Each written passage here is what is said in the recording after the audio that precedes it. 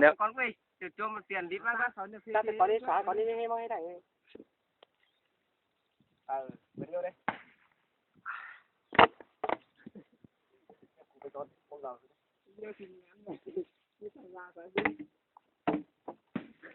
ใกล้กันช่วยกันซื้อส่งหัวมาตื้อ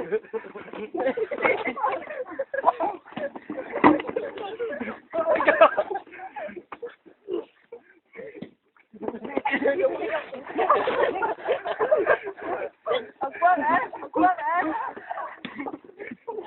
นี่หัวอะไรกัน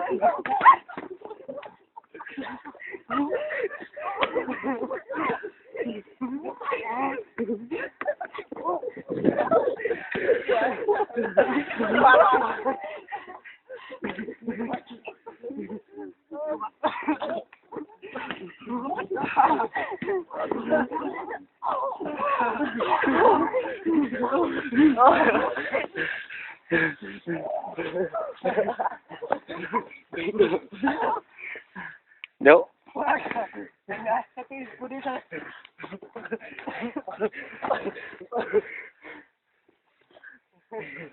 จุ๊บให้มึงลงไปเลยจุ๊บ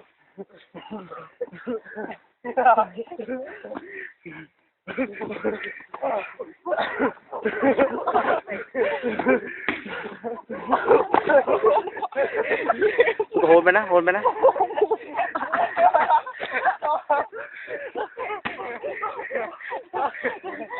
อเคมึงเดินมูกูนะ